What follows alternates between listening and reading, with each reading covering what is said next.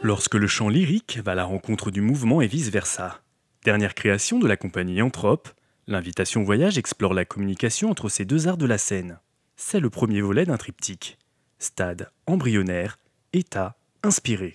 Il est assez insolite parce que c'est la première fois que je collabore avec un terrain artistique qui est aussi diamétralement opposé au monde dans lequel j'ai évolué jusqu'à présent. Cette palette qu'on peut couvrir du chant lyrique au breakdance est vaste, j'ai presque envie de dire infinie comme le bleu clin. Formée à la Central School of Speech and Drama de Londres, Mélissa Elberger aime à explorer les mouvements dans la contrainte. Dans son baluchon de compétences, cirque, breakdance et cinéma. J'ai notamment chorégraphié des scènes de parcours dans des films, donc je m'intéresse aussi beaucoup à ces acrobaties urbaines. Je viens d'un monde dans lequel on met les mains par terre, on grimpe sur les murs, on s'accroche, on se définit dans l'espace et on s'approprie l'environnement à travers le langage du corps. J'ai écrit un projet sur Griselidis Real qui a été mon tout premier, qui s'est donné dans un petit cabaret genevois au Palais Mascotte.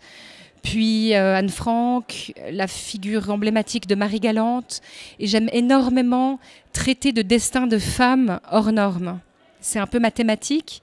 Et c'est entre autres pour ça que je suis aussi ravie ce soir, parce que cette collaboration avec Mélissa Elberger, qui est aussi une figure de femme très puissante, est en fait la collaboration entre deux féministes, deux femmes et deux amies.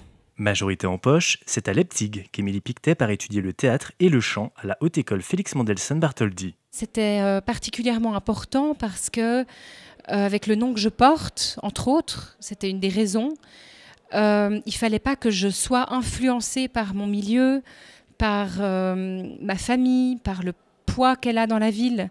Donc c'était très très important que je me délie de ça et que j'aille faire des expériences en Europe, ailleurs, pour revenir avec plus de sérénité. Bourse de prestige durant ses études pour Émilie Pictet, nomination pour le prix de la chorégraphie néerlandaise pour Mélissa Elberger en 2013, de parcours d'excellence qui se retrouve aujourd'hui en terre natale, en terre genevoise.